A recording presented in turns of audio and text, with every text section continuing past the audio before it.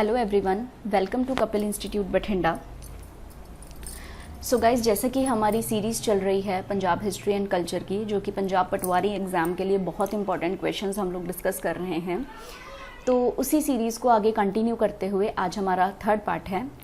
And one more thing guys, अगर आपको हमारे एफर्ट्स, हमारी वीडियोज़ वगैरह अच्छी लग रही हैं तो प्लीज़ इसको लाइक करें, सब्सक्राइब करें एंड शेयर करें। तो चलिए क्लास का फर्स्ट क्वेश्चन जो है स्टार्ट करते हैं। तो फर्स्ट क्वेश्चन हमारी क्लास का आता है, rose garden claimed to be Asia's largest rose garden was created in 1967 under the expert guidance of. देखिए, इसमें क्वेश्चन में काफ़ी कुछ हमारे पास कवर होता है, जैसे कि जो रोज़ गार्डन है, रोज़ गार्डन जो है वो एशिया का सबसे बड़ा रोज़ गार्डन है, ठीक है। और कहाँ पे है? ऑब्वियसली हमारे इंडिया में है, ठीक है। कहाँ पे है? इंडिया में कहाँ? चंडीगढ़ में। तो हम अपने बठिंडे के रोज़ गार्डन की बात नहीं कर रहे हैं। जो चंडीगढ़ का रोज़ गार्डन है वो एशिया का सबसे बड़ा रोज़ गार्डन है। इसे किसकी गाइडेंस के अंडर बनाया गया था?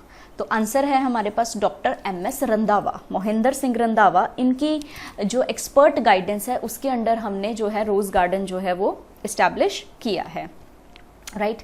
MS. Randhawa was the first chief commissioner, he was the first chief commissioner of union territory of Chandigarh, first chief commissioner of Chandigarh, right. तो देखिए बेटा, चंडीगढ़ क्या है? चंडीगढ़ यूनियन टेरिटरी है। अगर मैं बात करूं बिफोर 1966 से पहले अगर मैं चंडीगढ़ की बात करूं तो चंडीगढ़ जो था वो पंजाब का कैपिटल हुआ करता था, ठीक है। लेकिन आफ्टर 1966 ये पंजाब और हरियाणा दोनों का कैपिटल हो गया है, ठीक है। और ये यूनियन टेरिटरी भी है। यूनियन टेरिटरी होते केंद्र शासित राज्य, जिनके ऊपर यूनियन गवर्नमेंट एक्शन लेती है, स्टेट का रोल इसमें नहीं होता, ठीक है। तो बेटा, इस तरह के जो यूनियन टेरिटरीज होते हैं उनके लिए ना या तो हम लेफ्टिनेंट गवर्नर्स को अपॉइंट करते हैं या फिर हम एडमिनिस्ट्रेटर को अपॉइंट करते हैं, ठीक है। और कौन करता है इसको? They are directly appointed by the president of India, ठीक है। तो प्रेसिडेंट इनको अपॉइंट करता है। तो फर्स्ट चीफ कमिश्नर हमारे कौन से थे? एम.एस. रंधावा। लेकिन अभी हम बात सिर्फ चंडीगढ़ के लिए कर रहे हैं, तो चंडीगढ़ में सबसे पहले जो चीफ कमिश्नर अपॉइंट किए गए थे वो थे एम.एस. रंधावा। लेकिन जो यूनियन टेरिटरीज होती हैं, या तो उनके लिए देखिए गवर्नर होंगे, लेफ्टिनेंट गवर्नर होंगे या फिर एडमिनिस्ट्रेटर होंगे, ठीक है। तो ये जो चीफ कमिश्नर का रोल है ये 1984 के अंदर खत्म हो गया था। तो 1984 के बाद से हमने चंडीगढ़ के लिए एडमिनिस्ट्रेटर को अपॉइंट करना शुरू कर दिया था। Now who will be the administrator? The administrator कौन थे? जो कि पंजाब के गवर्नर हुआ करते थे, और आज भी ऐसा ही है, ठीक है। जो पंजाब के गवर्नर हैं वही चंडीगढ़ के जो है एडमिनिस्ट्रेटर हैं। तो हम फर्स्ट चीफ कमिश्नर देख चुके हैं, तो फर्स्ट गवर्नर भी देख लेते हैं, यानी कि फर्स्ट एडमिनिस्ट्रेटर भी देख लेते हैं। तो उनका नाम था भैरब दत्त पांडे, ठीक है। तो जब से यूनियन टेरिटरी को जो है उसमें एडमिनिस्ट्रेटर्स अपॉइंट हुए हैं 1984 से, वो हमारे पास कौन बने हैं? वो बने हैं भैरब दत्त पांडे, जो कि फर्स्ट एडमिनिस्ट्रेटर बने हैं यूनियन टेरिटरी ऑफ चंडीगढ़ के, ठीक है। इसके अलावा देखिए, जो ये रोज गार्डन की हम बात कर रहे हैं, इसका पूरा नाम है doctor Zakir Hussain rose garden. लिख देती हूं मैं यहाँ पे, doctor Zakir Hussain rose garden, ठीक है। और क्योंकि ये हमारे जो इंडिया के फॉर्मर प्रेसिडेंट थे जाकिर हुसैन, उनको जो है एक तरह से कमेमोरेट करते हुए जो है इस रोज गार्डन का नाम दिया गया है, ठीक है। तो चंडीगढ़ जो है हमारे पास वो एक यूनियन टेरिटरी है, जिसमें हमारे एशिया का, जिस एशियन कॉन्टिनेंट में हम लोग रहते हैं, उसका लार्जेस्ट रोज गार्डन हमारे पास अवेलेबल है, ठीक है। किसकी एक्सपर्ट गाइडेंस में बनाया गया है? Mohinder Singh Randhawa. Next question, What was the official language of Punjab till the arrival of British? British के आने से पहले पंजाब की जो लैंग्वेज थी, ऑफिशियल लैंग्वेज, वो क्या थी? And the answer is Persian, ठीक है। तो ब्रिटिशर्स जब आए थे उससे पहले, और इवन अगर हम ऑफिशियल लैंग्वेज की बात करें तो ऑब्वियसली जब से ब्रिटिशर्स ने अनेक्स किया था पंजाब को 1849 में, उससे पहले हमारी जो भाषा होनी चाहिए वो कौन सी होनी चाहिए? तो वो पर्शियन भाषा थी। जैसा कि हमने पहले भी देखा कि जितने भी हमारे गुरुज आए हैं वो सब भी पर्शियन भाषा काफ़ी अच्छी तरह से जानते थे, ठीक है। गुरु गोबिंद सिंह जी ने जफरनामा जो है पर्शियन भाषा में लिखा था, ठीक है। तो पर्शियन जो है वो मुस्लिम्स के द्वारा लाई गई एक लैंग्वेज है, ठीक है, और वही हमारे देश पंजाब के अंदर ऑफिशियल लैंग्वेज की तरह काम करती थी। सिर्फ पंजाब की ही नहीं मैं बात करूंगी, पूरे इंडिया के अंदर पर्शियन लैंग्वेज जो है, फारसी भाषा जो है वो बहुत ज़्यादा अमाउंट में इस्तेमाल होती थी, ईजी टू यूज़ थी और आम नागरिक को बहुत अच्छे से समझ में आती थी, ठीक है। और जो हिंदूज थे वो सिर्फ और सिर्फ जो है रेस्ट्रिक्टेड थे संस्कृत भाषा के लिए, जो कि बहुत डिफ़िकल्ट लैंग्वेज होती थी। जो हमारी ओरिजिनल संस्कृत लैंग्वेज है वो वैसे भी बहुत डिफ़िकल्ट लैंग्वेज है, तो उसको समझ पाना भी बहुत ज़्यादा डिफ़िकल्ट है। सो हमारे पास जो क्वेश्चन है वो क्वेश्चन ये है कि ब्रिटिशर्स के आने से पहले जो है पंजाब की ऑफिशियल लैंग्वेज है वो क्या रहती है, वो रहती है पर्शियन। नेक्स्ट क्वेश्चन, तो नेक्स्ट क्वेश्चन हमारे पास आता है कि फर्स्ट हमारे पास यूनिट आता है आर्य समाज का। आर्य समाज से क्वेश्चन है हमारे पास। तो first unit of Arya Samaj वो setup in Bombay and later the headquarters were moved to. Headquarters कहाँ पे मूव कर दिए गए थे बाद में? लाहौर में, ठीक है जी। तो पहले कहाँ पे स्टैब्लिश किया गया था इसको? बॉम्बे में, और फिर आ गया लाहौर में। और यहीं से हमारे लिए सबसे इंपॉर्टेंट जो है ये क्वेश्चन बन जाता है। क्यों? क्योंकि लाहौर जिस समय की हम बात कर रहे हैं उस समय हमारे पंजाब का ही तो पार्ट हुआ करता था। आज पाकिस्तान का है वो अलग बात है, ठीक है, लेकिन पंजाब जीके से ये क्वेश्चन हमारे लिए इंपॉर्टेंट बन जाता है। थोड़ा सा आर्य समाज के बारे में डिस्कशन कर लेते हैं कि आर्य समाज के जो फाउंडर थे, देखिए सबको पता है आर्य समाज के फाउंडर बहुत ही फेमस पर्सनैलिटी हैं, स्वामी दयानंद सरस्वती।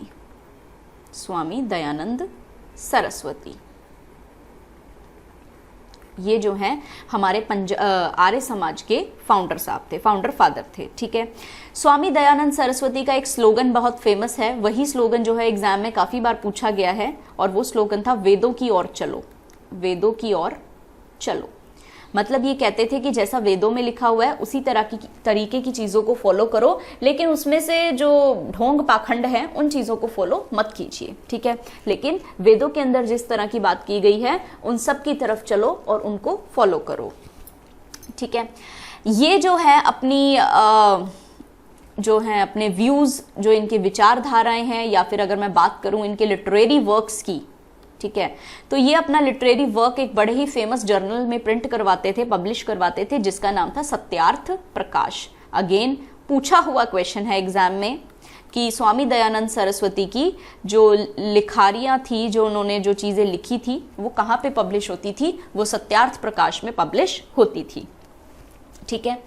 और आर्य समाज मूवमेंट का बहुत ही ज़्यादा इन्फ्लुएंस था, इसीलिए हमारे जो पंजाब के प्रोमिनेंट लीडर्स थे जैसे कि लाला हंसराज, लाला लाजपत राय, वो सब भी बहुत ज़्यादा सपोर्ट करते थे आर्य समाज मूवमेंट को, ठीक है। तो आर्य समाज का मतलब क्या था कि इंडिया को एक आइडल जो सोसाइटी है ना, उसको एक आइडल सोसाइटी बनाना है, जिसके अंदर हम लोग जो हैं हर वो चीज़ जो हमारे भगवान हमें बता के गए हैं उस तरह की चीज़ें हमने फॉलो करनी है, किसी भी तरह के ढोंग पाखंड नहीं करने हैं, लोगों की मदद करनी है, लोगों का अपलिफ्टमेंट करना है, फालतू की चीज़ें बंद करनी है, जैसे कि सती प्रथा हो गया, चाइल्ड लेबर हो गया, इस तरह की चीज़ें जो है हमारे समाज में नहीं होनी चाहिए, ठीक है। और एजुकेटेड समाज होना चाहिए ताकि जो यूरोपियन पावर्स हैं उनकी हर एक रणनीति को हम लोग अच्छी तरह से समझ सकें। तो ऐसा आर्य समाज के अंदर हमें सिखाया जाता था। तो कुछ क्वेश्चंस बेटा मूवमेंट से आ जाते हैं, खासकर जिनके हेडक्वार्टर्स लेटर ऑन या फिर किसी भी तरीके से पंजाब में शिफ्ट हुए हैं, ठीक है। तो ये आपको ज़रा याद रखना है। नेक्स्ट उसी तरह से हमारे पास एक क्वेश्चन आता है कुक्का या फिर नामधारी मूवमेंट को लेके। नाउ द नेम नामधारी, नामधारी का मतलब क्या होता है? मतलब जो नाम सिमरना, नाम को धारना, ठीक है। तो एक तरह से ये किस चीज में विश्वास रखते थे कि भगवान का जो नेम है ना उसका रिसाइटेशन करना है, ठीक है। तो जो भगवान का नाम है उसका बार बार सिमरन करिए, बार बार उसका उच्चारण कीजिए। तो उस चीज़ को इन्होंने क्या मूवमेंट दे दी थी? नामधारी मूवमेंट। और इनके जो फाउंडर थे, मतलब जिन्होंने इसको स्टार्ट किया था, उनके बारे में पूछा गया है। तो स्टार्ट करने वाले थे बाबा बालक सिंह। बाबा बालक सिंह के बाद इनके सक्सेसर आते हैं बाबा राम सिंह, ठीक है। एक चीज़ और इसमें मैं बताऊंगी आपको, कुक्का, इस मूवमेंट का नाम यहाँ पे ऑफ नहीं आएगा, यहाँ पे और आएगा, ठीक है। तो इस मूवमेंट का एक और नाम था कुक्का मूवमेंट, ठीक है।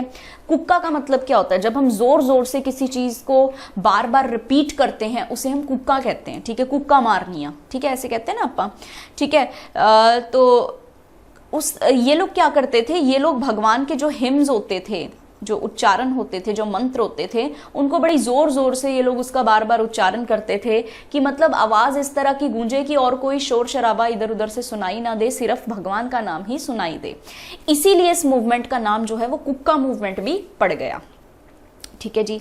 तो कुक्का मूवमेंट हमारी जो है जो हमारे फाउंडर हैं वो कौन है, बाबा बालक सिंह है, और उसके बाद इनके सक्सेसर आते हैं बाबा राम सिंह।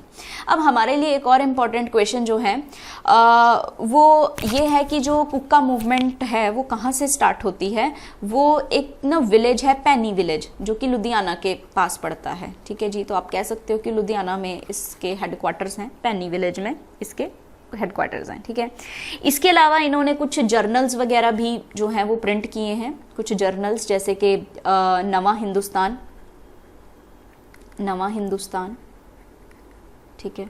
जो न्यू इंडिया कंसेप्ट आजकल चलता है वो बहुत पुराने ज़माने से चल रहा था। ठीक है। सच्चा मार्ग, जो सच्चा रास्ता होता है, सच्चा मार्ग। ठीक है। और क्या है, सतयुग।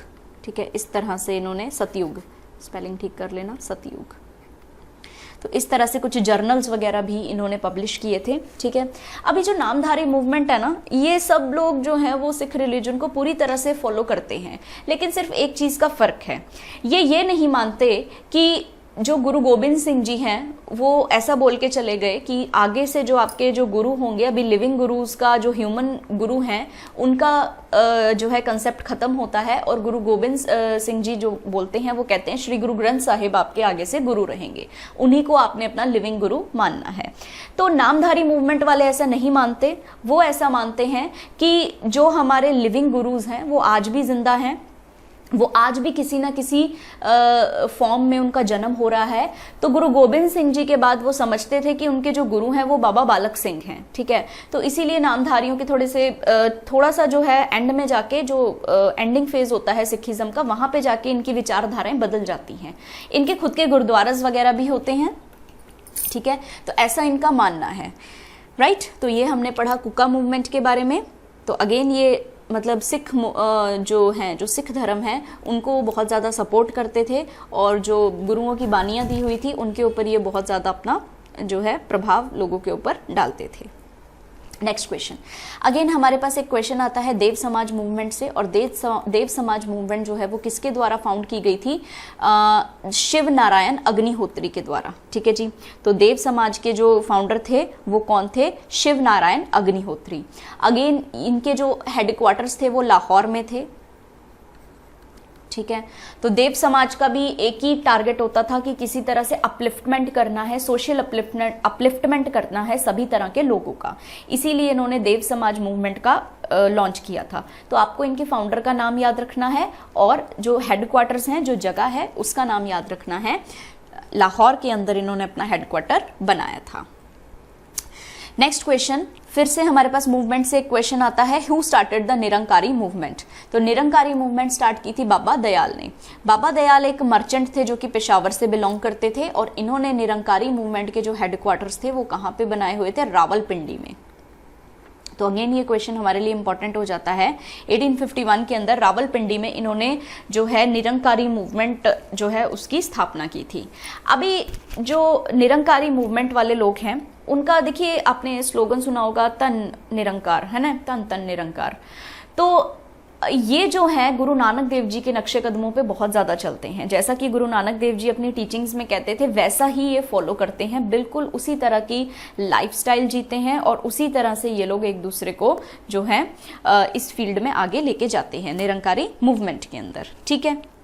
तो हमारे पास सिंपल सा क्वेश्चन है कि रावलपिंडी उस समय देखिए अपने इंडिया का ही, पंजाब का ही पार्ट होता था। तो रावलपिंडी में इन्होंने जो है, बाबा दयाल ने जो है निरंकारी मूवमेंट की स्थापना की थी।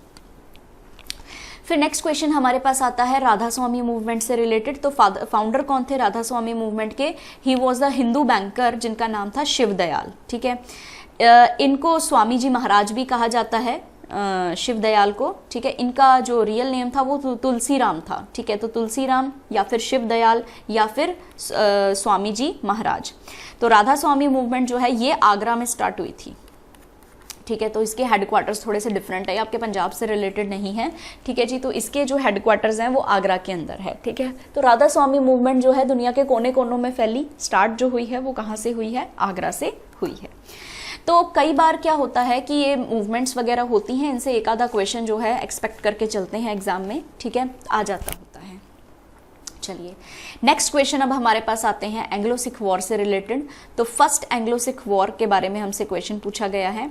तो पहले क्वेश्चन रीड करते हैं। Who was the governor general of India when the first Anglo Sikh battle were fought. जब पहली एंग्लो सिख बैटल हुई थी तो उस समय गवर्नर जनरल कौन थे, वो थे लॉर्ड हार्डिंज, ठीक है। थोड़ा सा ना फर्स्ट एंग्लो सिख बैटल के बारे में हम लोग डिस्कस कर लेते हैं, या वॉर के बारे में हम लोग डिस्कस कर लेते हैं।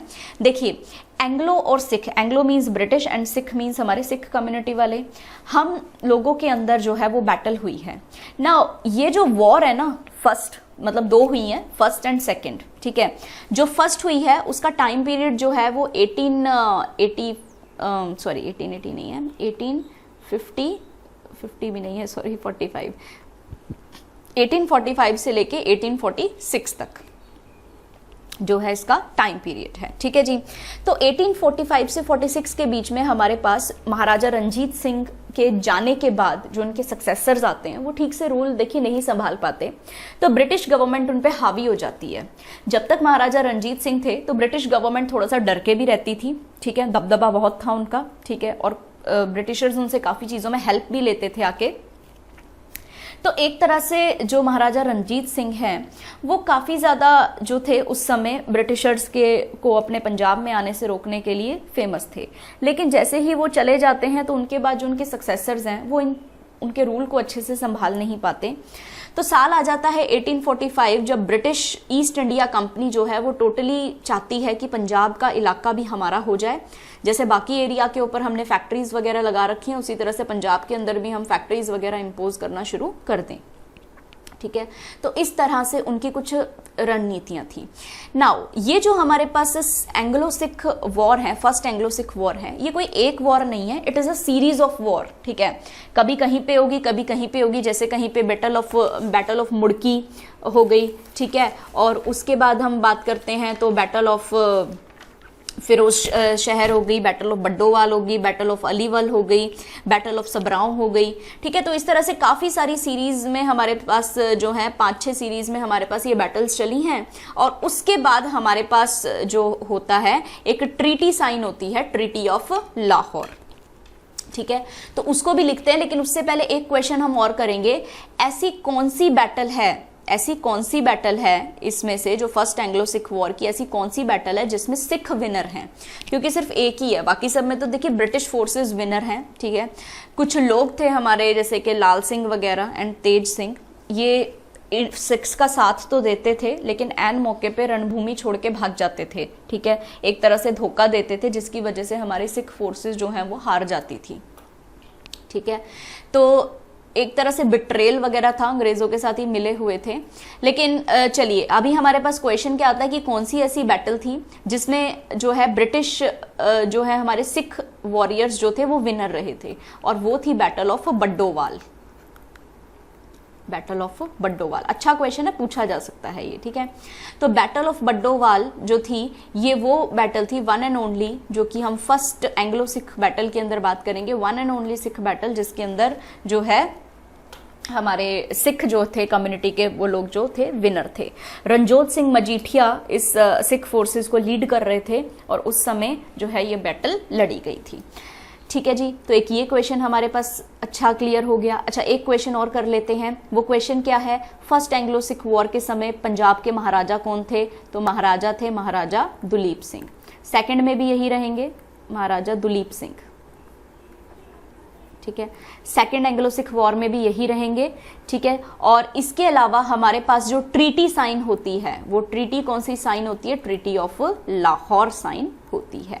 तो लाहौर की ट्रीटी कब साइन होती है? जब first Anglo Sikh war and हो जाती है, ठीक है। तो 2 साल जो है इस ट्रीटी को चलाने की जो है कोशिश की जाती है, लेकिन उसके बाद फाइनली जो है हमारे पास दूसरी बैटल हो जाती है। ठीक है, तो अगला क्वेश्चन हमारे पास आता है दूसरी बैटल से related. Which battle establish the British rule in Punjab? Punjab में ब्रिटिश रूल अभी इस्टेब्लिश होता है और वो होता है during the second Anglo Sikh war. अभी जो सेकेंड एंग्लो सिख वॉर होती है हमारी, वो होती है 1848 से लेके 1849 तक। ठीक है, इसमें जो लास्ट बैटल रहेगी वो रहेगी बैटल ऑफ गुजरात, और बैटल ऑफ गुजरात के बाद जो है ब्रिटिश रूल पंजाब के अंदर पूरी तरह से इस्टेब्लिश हो जाता है। तो 1849 वो साल है, ठीक है, जिसमें हमारा पंजाब वॉज अनेक्स्ड, पंजाब को अनेक्स कर लिया जाता है। ठीक है, तो ब्रिटिश गवर्नमेंट पंजाब पे पूरी तरह से अपना कब्जा कर लेती है। ठीक है, और इसमें भी एक और इंपॉर्टेंट हमारे पास क्वेश्चन बनता है कि गवर्नर जनरल कौन थे भाई उस समय जब सेकंड बैटल हुई है, तो उस समय गवर्नर जनरल कौन थे? तो गवर्नर जनरल थे हमारे पास लॉर्ड डलहौजी, लॉर्ड डलहौजी। ठीक है, एक क्वेश्चन और बन सकता है, वो क्वेश्चन क्या बन सकता है कि हमारे जो लेफ्टिनेंट गवर्नर थे पंजाब के, ठीक है, after the annexation of Punjab जो लेफ्टिनेंट गवर्नर बने पंजाब के वो कौन बने? वो बने सर जॉन लॉरेंस।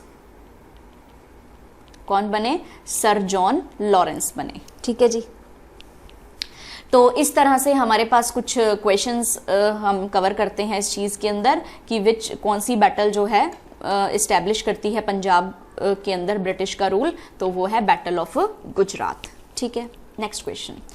तो ये भी हमारे पास क्वेश्चन ऑलरेडी हम डिस्कस कर चुके हैं। Who was the last Maharaja of Punjab? तो जब सेकंड बैटल हुई थी ऑफ एंग्लो सिख बैटल जो हुई थी हमारे पास सेकंड वाली, जिसमें लास्ट में जब बैटल ऑफ गुजरात हो गई थी, पंजाब को एनेक्स कर लिया गया था, तो महाराजा दुलीप सिंह को पेंशन पे रख लिया गया था। ठीक है, अभी जो है सरकार इनके हाथ में नहीं बल्कि ब्रिटिश के हाथ में थी और वो इनको पेंशन दिया करते थे। ठीक है, जैसा कि देश के हर एक कोने में पेंशन वाला सिस्टम चल पड़ा था, उसी तरह से हमारे पंजाब में भी हो रहा था। ठीक है, now who was the governor general of India when the second Sikh Anglo war fought? तो अभी हम थोड़ी देर पहले इस क्वेश्चन को डिस्कस करके आए हैं। लॉर्ड डलहौजी जो थे, कौन थे? गवर्नर जनरल थे। ठीक है, तो दोनों में याद रखना है, पहली में लॉर्ड हार्डिंज थे और दूसरी में लॉर्ड डलहौजी थे। तो ये क्वेश्चन आपने याद रखना है। Next question, first lieutenant governor कौन थे पंजाब के? ये भी हमने अभी डिस्कस किया कि जब पंजाब जो है अंडर आ गया था ब्रिटिश ईस्ट इंडिया कंपनी के, तो फर्स्ट जो हमारे जो लेफ्टिनेंट गवर्नर थे वो कौन थे? वो थे सर जॉन लॉरेंस। और फिर एक बड़ा अच्छा क्वेश्चन हमारे पास आता है, वो क्वेश्चन क्या आता है? फर्स्ट रेलवे लाइन जो पंजाब में लगाई गई, ठीक है, वो कहां से कहां चलाई गई? ठीक है, तो साल तो देखो, साल याद रख लीजिए, डेट एग्जैक्टली याद रखने की जरूरत नहीं है कि 8 फरवरी 1859 को। ठीक है, 1859 याद रखेंगे हम। और 1853 में हमारे इंडिया में पहली लाइन डाली गई थी मुंबई से लेकर ठाणे तक, मुंबई से ठाणे 1853 में फर्स्ट रेलवे लाइन हमारे इंडिया की। लेकिन अभी पंजाब की भी बात कर लेते हैं। पंजाब में फर्स्ट रेलवे लाइन जो है 1859 में आई है और अमृतसर से मुल्तान जो है ये सफर इसने किया था। तो अमृतसर से लेके मुल्तान तक, this is Amritsar and this is Multan. तो यहां से हमारी फर्स्ट रेलवे लाइन जो है वो लगाई गई थी। ठीक है, next question, penal code was introduced in the Punjab in which year? देखो, इंडिया के अंदर इंडियन पीनल कोड हमारा 1860 में आ गया था। ठीक है, ब्रिटिशर्स के द्वारा दिया गया था। इसको पंजाब के अंदर इस्टेब्लिश किया गया था, इंट्रोड्यूस किया गया था 1862 में।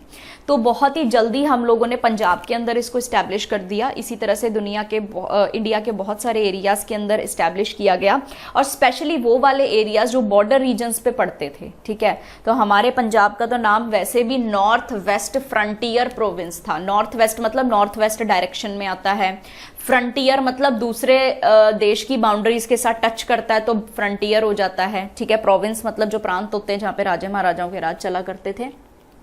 ठीक है, तो इस तरीके से हमारे पास पंजाब में इंडियन पीनल कोड, क्योंकि बाहर से कोई हमला ना हो जाए इसलिए इंडियन पीनल कोड हमने अपने पंजाब में काफी जल्दी लागू कर दिया था। 1862 में हमने इसको लागू कर दिया था। नेक्स्ट क्वेश्चन है हमारे पास, when was Hindustan association of Pacific Coast was establish, ठीक है, ये कब चलाया गया था। तो एक चीज हम इसमें देखते हैं, इसके नाम को देखिए, हिंदुस्तान एसोसिएशन, यानी कि ये हिंदुस्तान के जो माइग्रेंट्स थे, जो कनाडा वगैरह चले गए थे काम करने के लिए, जो इमिग्रेंट्स थे, उनकी एक एसोसिएशन थी। सबसे पहले तो देखिए इसको बनाया क्यों गया था, अभी पैसिफिक कोस्ट में है तो देखिए इंडिया में तो इसके हेडक्वार्टर होंगे नहीं, सीधी सी बात है, पैसिफिक कोस्ट आता है तो इंडिया में हेडक्वार्टर्स नहीं है। तो पैसिफिक कोस्ट के दूसरी तरफ हमारे पास जो एरियाज आ जाते हैं वो आते हैं यूएसए, कनाडा वगैरह, है ना। तो इसके जो हेडक्वार्टर्स थे वो हेडक्वार्टर्स थे सैन फ्रांसिस्को में,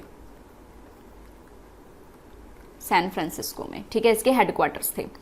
नाउ अभी ये मूवमेंट क्यों चलाई गई थी, क्यों बनाई गई थी, तो देखिए जो इमिग्रेंट्स थे ना उनको बहुत ही मतलब काफी बैड कंडीशंस में वहां पे रखा जाता था, तो उनके जो सिविल राइट्स वगैरह होते थे वो उनको दिलवाने के लिए, जो इमिग्रेंट्स के राइट्स होते हैं वो उनको दिलवाने के लिए उस समय ये मूवमेंट चलाई गई थी। लेकिन धीरे धीरे ये जो मूवमेंट होती है ये कन्वर्ट हो जाती है इंडिया की फ्रीडम के लिए, ठीक है, क्योंकि थे तो यार वो इंडियंस ही ना, जो माइग्रेंट्स गए थे वो थे तो इंडियंस, और कौन थे। तो उन इमिग्रेंट्स के द्वारा जो है इंडिया के फ्रीडम स्ट्रगल में भी पार्टिसिपेशन दिखाया जाता है, और इस मूवमेंट का ही नाम जो है क्या पड़ जाता है, गदर मूवमेंट पड़ जाता है। तो 1912 के अंदर जो है Hindustan association of Pacific coast जो है वो बनाया गया था, ठीक है जी, हेडक्वार्टर्स इसके तैयार किए गए थे, ठीक है, और इसी का जो नाम है फर्दर बाद में क्या रख दिया जाता है, गदर मूवमेंट रख दिया जाता है। नाउ अभी ये जो हमारी हिंदुस्तान एसोसिएशन थी इसको फाउंडेशन किसने किया, या फिर सिंपल सा क्वेश्चन, गदर मूवमेंट को फाउंड किसने किया था, तो इसके जो फाउंडिंग फादर थे, जो इसके फाउंडर थे, बहुत ही इंपॉर्टेंट क्वेश्चन है, वो थे लाला हरदयाल, ठीक है। लेकिन लाला हरदयाल ने सिर्फ इसका फाउंडेशन किया था, उन्होंने इसका संभाल नहीं किया। तो संभाल करने के लिए जो प्रेसिडेंट उन्होंने बनाए थे वो प्रेसिडेंट थे सोहन सिंह पखना। तो आपको क्वेश्चन अच्छे से पढ़ना है कि क्वेश्चन हमें किस चीज के बारे में पूछा गया है, हमसे प्रेसिडेंट के बारे में पूछा गया है या फिर हमसे फाउंडर के बारे में पूछा गया। तो फाउंडर तो थे लाला हरदयाल, लेकिन जो प्रेसिडेंट थे, फर्स्ट प्रेसिडेंट जो थे गदर मूवमेंट के, वो कौन थे, सोहन सिंह पखना, ठीक है। अभी इनका एक न्यूज़पेपर भी चलता था जिसका नाम था, एक जर्नल भी चलता था जिसका नाम था द गदर, उर्दू भाषा के अंदर ये अपनी चीजें वगैरह लिखा करते थे, ठीक है, द गदर चलता था। इसके अलावा इन्होंने एक आश्रम जो है वो बना रखा था, गदर आश्रम जो है वो वहीं पे सैन फ्रांसिस्को में इन्होंने अपना गदर आश्रम भी बना रखा था, ठीक है, जिसका एक और नाम था युगांतर आश्रम, युगांतर आश्रम। तो पेपर में दोनों में से कोई भी चीज आ सकती है, तो कंफ्यूज मत होना, गदर आश्रम ही युगांतर आश्रम है, गंगाधर ही शक्तिमान है, ठीक है जी। तो ये चीज हमें थोड़ी सी याद रखनी है, किसके बारे में, गदर मूवमेंट के बारे में। तो 1912 से स्टार्ट हुआ था ये हिंदुस्तान एसोसिएशन ऑफ पैसिफिक, लेकिन 1913 से जो है फुल फ्लेज ये गदर मूवमेंट बन गई थी, जिसमें इंडिया को फ्रीडम स्ट्रगल में हेल्प करने के लिए अभी इंडिया के बाहर से भी लोग उसकी हेल्प कर रहे थे, ठीक है। So this was the Ghadar movement. Next question, तो पेपर जो है उसके बारे में हमने अभी डिस्कस किया था कि गदर का जो पेपर है ये स्टार्ट हो गया था 1913 के अंदर। जैसे ही गदर मूवमेंट स्टार्ट होती है तो इनका जो पेपर है वो भी स्टार्ट हो जाता है, द गदर, ठीक है। फिर देखिए, फिर हमारे पास एक क्वेश्चन आता है, what was the time period of non cooperation movement 1920 से लेके 22। जो नॉन कॉपरेशन मूवमेंट है उसके टाइम पीरियड के बारे में हमें पूछा गया है, कब से कब है, 1920 से लेके 1922 तक, ठीक है। लेकिन चलो अभी नॉन कॉपरेशन मूवमेंट हमारे पास आया है तो उसको हम थोड़ा सा ना अच्छे से स्टडी कर लेते हैं कि क्या थी नॉन कॉपरेशन मूवमेंट और क्यों स्टार्ट करनी पड़ी हमें नॉन कॉपरेशन मूवमेंट, ठीक है जी। तो नॉन कॉपरेशन के बारे में हम लोग पढ़ेंगे। तो नॉन कॉपरेशन में सबसे पहली चीज, इसको इंप्लीमेंट करने के लिए, इसको लगाने के लिए हमारे पास दो बड़े बड़े कारण थे। पहला कारण जलियांवाला बाग मासेकर, जलियांवाला बाग मासेकर, ठीक है। और दूसरा पॉइंट था खिलाफत इशू, खिलाफत इशू, ठीक है। तो चलिए इसको डिटेल में समझते हैं। देखिए 1914 से लेके 1918 तक हमारे पास फर्स्ट वर्ल्ड वॉर चलती है, वर्ल्ड वॉर 1, ठीक है। इस वर्ल्ड वॉर 1 में इंडिया ने बढ़ चढ़कर ब्रिटिश गवर्नमेंट की हेल्प की, इस उम्मीद से कि हमें जो है इंडिपेंडेंस मिलेगा, आज़ादी मिलेगी। लेकिन हमें इंडिपेंडेंस नहीं मिला, बल्कि हमें क्या मिला, हमें मिला रॉलेट एक्ट, ठीक है। जस्टिस सिडनी रॉलेट जो थे, उन्होंने एक रॉलेट एक्ट दिया, ठीक है। उन्होंने बताया कि अगर इंसर्जेंसी को कंट्रोल करना है, ठीक है, आफ्टर वॉर देखिए बहुत सारी रेस्ट्रिक्शंस जो है वॉर के समय लग जाती हैं, तो आफ्टर वॉर भी वो सारी रेस्ट्रिक्शंस इन्होंने कंटिन्यू करवा दी थी।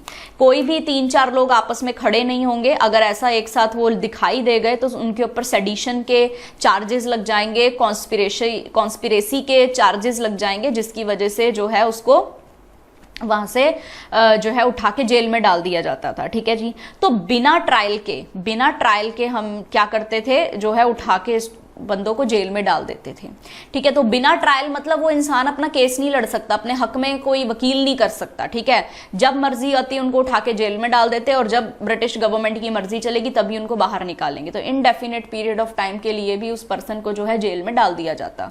तो इस तरह के स्ट्रिक्ट चीजें जो है वो इम्पोज कर दी गई थी, और इसी वजह से रॉलेट एक्ट को जो है वो काफी निंदनीय एक्ट माना गया, और इसलिए इसका नाम एक और पड़ता है ब्लैक एक्ट। इसको हम ब्लैक एक्ट भी बोलते हैं। एंड वन मोर थिंग कि ये वाला एक्ट है, इसको एक और नाम से जाना जाता है बिना वकील, बिना दलील या फिर बिना अपील, ठीक है। तो इस तरह की चीजें भी हमारे पास आती है। वैसे ये क्वेश्चन में आना बहुत ज्यादा इसका रेयर है, मुश्किल है। रॉलेट एक्ट या फिर ब्लैक एक्ट ही आपको पेपर में पूछा जाता है, ठीक है। वो तो आम भाषा में इसको कहते हैं कि ना तो आप कोई वकील कर सकते हैं, ना कोई आप अपील कर सकते हैं, ना कोई आप दलील दे सकते हैं, ठीक है। बस आपको उठा के जेल में धर लिया जाता है। तो इसी के चलते पंजाब के बड़े फेमस लीडर्स थे। एक तो थे डॉक्टर सत्यपाल और दूसरे थे सैफुद्दीन किचलू। इन दोनों को भी उठा के जो है वो जेल में धर लिया गया। अभी सभी पंजाब के जितने भी लोग थे वो सब प्रोटेस्ट करना चाहते थे कि भाई हम तो प्रोटेस्ट करेंगे, हमारे जो लीडर्स हैं उनको जेल से बाहर निकालो, ठीक है। तो प्रोटेस्ट हुआ भाई, और प्रोटेस्ट होने के लिए इन्होंने जगह कौन सी डिसाइड की, जलियांवाला बाग। तो सभी ने कहा कि पीसफुल प्रोटेस्ट करेंगे, सभी लोग जलियांवाला बाग में इकट्ठा हो जाइए, और लोग आ गए वहां पे। जब जलियांवाला बाग के अंदर लोग आ गए थे तो उस समय जो पंजाब के, ध्यान देंगे हम इस बात पे, जो पंजाब के लेफ्टिनेंट गवर्नर थे वो थे उस समय माइकल ओ डवायर। ध्यान से नाम लिखेंगे इसका, माइकल ओ डवायर। माइकल ओ डवायर ने जनरल डायर को, किसको, जनरल डायर को ऑर्डर किया कि आप जो है इन प्रोटेस्टर्स पे फायरिंग कर दीजिए, क्योंकि इनको बाहर भगाने का और कोई तरीका नहीं है। तो फायरिंग उनके ऊपर करवा दी थी, ठीक है। ऑर्डर्स किसके थे, माइकल ओ डवायर के, ठीक है। लेकिन जनरल डायर वहां पे प्रेजेंट सिचुएशन पे मौजूद थे उस समय, ठीक है। तो जलियांवाला बाग कांड हुआ, बहुत सारे जो निहत्थे लोग थे, जो प्रोटेस्टर्स थे, उनकी मृत्यु हो गई, ठीक है। और इसी चीज को जो है पूरे देश में, पूरा देश जो है वो सुन्न हो गया था, इस तरह का जो मासेकर हुआ था, इस तरह का जो इंसिडेंट हुआ था। तो फिर महात्मा गांधी ने हंटर कमीशन की डिमांड की। उन्होंने कहा कि इंक्वायरी कमीशन बिठाइए भाई, ठीक है। तो इंक्वायरी कमीशन के नाम के ऊपर ब्रिटिश गवर्नमेंट ने हंटर कमीशन को भेज दिया, सर हंटर के अंडर। हंटर कमीशन देश में आते हैं, इंक्वायरी करते हैं, मतलब या तो मैं ये कहूँ इंक्वायरी करने का ढोंग करते हैं, ठीक है। इंक्वायरी करते हैं और कहते हैं, बताते हैं कि ब्रिटिश हुकूमत ने जो किया वो सही किया। जब आपको पता है कि भी लोगों ने इकट्ठा नहीं होना है तो क्यों इतने सारे लोग इकट्ठा हुए, तो कोई ना कोई एक्शन तो देखो लेना पड़ेगा, ठीक है। तो उन्होंने जो किया वो सही किया। अभी उन्होंने तो जो है इनको ग्रीन चिट दे दी कि आप तो बिल्कुल सही हो, ठीक है। तो फिर इस बात पे महात्मा गांधी जो हैं उन्होंने कहा कि अब तो मौका आ गया है कि जब ब्रिटिश हमारे साथ कॉपरेट नहीं करते, अपनी गलतियां नहीं मानते हैं, तो हम क्यों उनके साथ कॉपरेट करें, ठीक है, हम क्यों उनके साथ कॉपरेट करें। तो एक तो देखो था ये वाला मसला, ठीक है। दूसरा मसला क्या था, खिलाफत इशू, ठीक है। अभी जब वर्ल्ड वॉर फर्स्ट खत्म हुई थी तो जो ओटोमन एम्पायर होता है ना, ओटोमन एम्पायर जिसको आज आप प्रेजेंट डे अपना तुर्की कह सकते हो, तो ओटोमन एम्पायर के जो सबसे प्रोमिनेंट मुस्लिम लीडर थे, ठीक है, जो सबसे इंपॉर्टेंट, जो सारे दुनिया के जो मुस्लिम उनको अपना सब कुछ समझते थे, सब कुछ स्पिरिचुअल गुरु समझते थे, वो जो थे उनका नाम था खलीफा। मतलब उसकी पोजीशन का नाम होता है खलीफा, जैसे अपने प्रेसिडेंट की पोजीशन होती है तो वहां पे पोजीशन का नाम था खलीफा या फिर कैलिफ। तो तो दुनिया भर के मुस्लिम इनको अपना स्पिरिचुअल लीडर समझते हैं और बहुत ही आदर सम्मान से इनका जो है नाम लिया जाता है। तो खलीफा या कैलिफ की पोजीशन को डिस्पोज कर दिया गया था ब्रिटिश के द्वारा, ठीक है। तो ब्रिटिश ने खलीफा की पोजीशन खत्म कर दी, डिस्ट्रॉय कर दी, जिस पे सारे मुस्लिम भड़क गए। तो मुस्लिम ने कहा कि नहीं, हमें खलीफा की पोजीशन को रिस्टोर करके दो। अभी महात्मा गांधी को एक बहुत अच्छा रास्ता मिल गया हिंदू और मुसलमान को एक साथ लेके आने का। तो जितने भी इंडियंस थे, जितने भी इंडिया के अंदर हिंदू थे और सिख थे, मुस्लिम थे, इन सब को गांधी जी एक साथ लेके आए और कहा कि चलो एक मूवमेंट स्टार्ट करते हैं और इसका नाम हम रखेंगे नॉन कॉपरेशन मूवमेंट, यानी कि अंग्रेजों के साथ हमें कॉपरेट नहीं करना। तो नॉन कॉपरेशन मूवमेंट का सबसे पहला पॉइंट क्या होगा? वो पॉइंट ये होगा कि बायकॉट कर देंगे, हर चीज का बायकॉट कर देंगे, ब्रिटिश गुड्स का बायकॉट कर देंगे, उनके स्कूल्स का, उनके कॉलेजेस का, उनके ऑफिसेज का, और बहुत सारे लोगों ने जो है वो बायकॉट किया भी था, ठीक है। बहुत जैसे कि मोहम्मद अली जिन्ना, मदन मोहन मालवीय, ठीक है, और मजहूर उल हक, इन और बहुत सारे लोग, इन सब ने अपनी सरकारी नौकरियां छोड़ दी थी। बहुत सारे जो स्टूडेंट्स थे उन्होंने कॉलेजेस छोड़ दिए थे गवर्नमेंट के, और अपने इंडिया के जो नेशनल कॉलेजेस थे उनको ज्वाइन करना स्टार्ट कर दिया था। तो ये थी हमारी नॉन कॉपरेशन मूवमेंट। लेकिन नॉन कॉपरेशन मूवमेंट जो है 1922 तक चली, उसके बाद इसको बंद कर दिया गया महात्मा गांधी के द्वारा। क्यों बंद कर दिया गया? क्योंकि एक बार एक पीसफुल प्रोटेस्ट हो रहा था गोरखपुर में, गोरखपुर यूपी में, ठीक है। और प्रॉपर अगर एग्जैक्ट मैं जगह बताऊं तो वो जगह थी चौरी चौरा, चौरी चौरा, ठीक है। और चौरी चौरा इंसिडेंट आप लोगों ने बड़ा फेमसली सुना होगा, अपनी कोर्स बुक्स में आपने पढ़ा होगा। तो चौरी चौरा गोरखपुर के अंदर क्या हो रहा था? पीसफुल प्रोटेस्ट कर रहे थे कुछ नौजवान, वहां से जा रहे थे। अभी पुलिस चौकी थी वहां पे आसपास, तो पुलिस वालों ने देखा कि यार प्रोटेस्ट चल रहा है, तो उन्होंने क्या कर दिया, पुलिस वालों ने लाठीचार्ज कर दिया, ठीक है। अभी लाठीचार्ज कर लिया, और महात्मा गांधी ने ऑलरेडी कह रखा था कि ये जो मूवमेंट होनी चाहिए कैसी होनी चाहिए, नॉन वायलेंट होनी चाहिए, उनको मारने दो, आप हथियार मत उठाओ, ठीक है। तो भाई इतने टाइम से मूवमेंट चल रही है, 2 साल से, कोई खास अच्छा रिजल्ट निकल के नहीं आ रहा, सिर्फ हम नॉन कॉपरेट कर रहे हैं, प्रोटेस्ट कर रहे हैं, लाठियां खा रहे हैं और कुछ नहीं कर रहे हैं। तो भाई यूथ थी, भड़क गई, गुस्सा आ गया। तो जैसे उनको गुस्सा आया, उन्होंने पूरी की पूरी पुलिस चौकी के ऊपर आग लगा दी। दे सेट फायर ऑन पुलिस चौकी, यानी कि जो पुलिस चौकी थी उसको आग लगा दी। तो 22 पुलिसमैन जो थे दे वर किल्ड, पुलिसमैन, और जो बेचारे भाग रहे थे उनको उठा उठा के दोबारा से आग में डाल दिया। तो 22 पुलिसमैन जो थे उनको जान से हाथ धोना पड़ा, ठीक है। तो इसलिए जो है गांधी जी ने कहा कि मैंने तुम्हें बोला था कि ये मूवमेंट जो है वो नॉन वायलेंस पे चलनी चाहिए, तुम लोगों ने वायलेंस क्रिएट कर दिया, तो अब इस मूवमेंट को बंद करना पड़ेगा। तो गांधी जी ने जो है उस मूवमेंट को बंद कर दिया था। सो this was the complete history of the non cooperation movement. तो याद रखेंगे हम ये सारे पॉइंट्स वगैरह, ठीक है। तो नॉन कॉपरेशन मूवमेंट, अभी आगे चलते हैं वापस से। हमारे पास जो क्वेश्चन था वो क्वेश्चन ये था कि नॉन कॉपरेशन मूवमेंट जो है वो कब स्टार्ट होती है? 1920 से 22 तक के बीच में चलती है, महात्मा गांधी के द्वारा स्टार्ट की जाती है। नेक्स्ट क्वेश्चन सिविल डिसोबीडियंस से आता है, ये हम डिस्कस करेंगे, लेकिन उससे पहले हम एक और क्वेश्चन देख लेते हैं जो कि हमारा ऑलरेडी जो टॉपिक हमने डिस्कस किया उससे रिलेटेड था। द एनार्कियल एंड द रेवोल्यूशनरी, ये इसका वो क्या कहते हैं, मैं जो ऑफिशियल नेम कहूंगी मैं इस एक्ट का, ठीक है।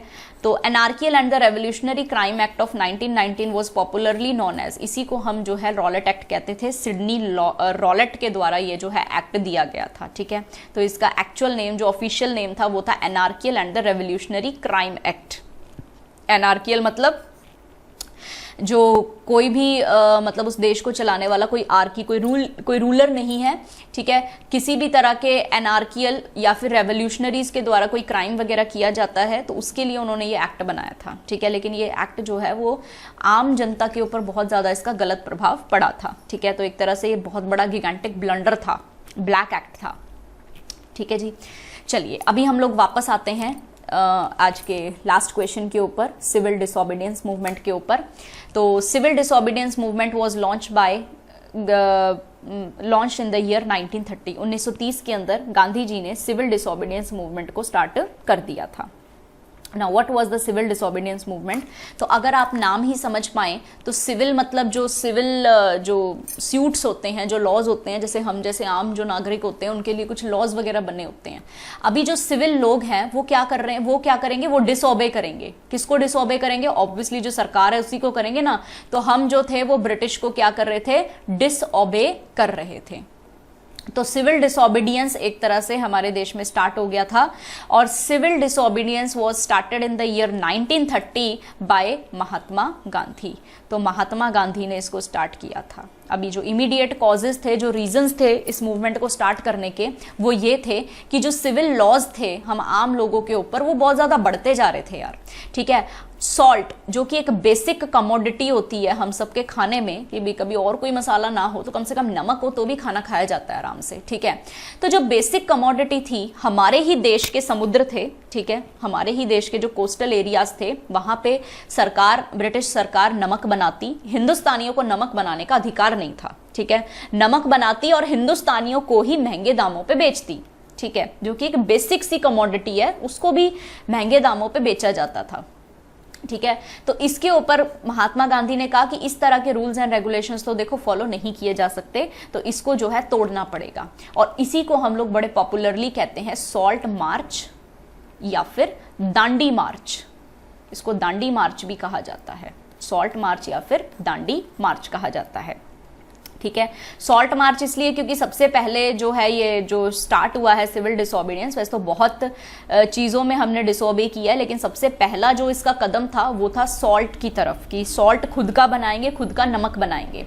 और दांडी इसलिए क्योंकि दांडी जो था एक समुद्रीय तट था। ठीक है, तो जो साबरमती आश्रम महात्मा गांधी ने बनाया था, तो साबरमती आश्रम गुजरात से वो चले थे।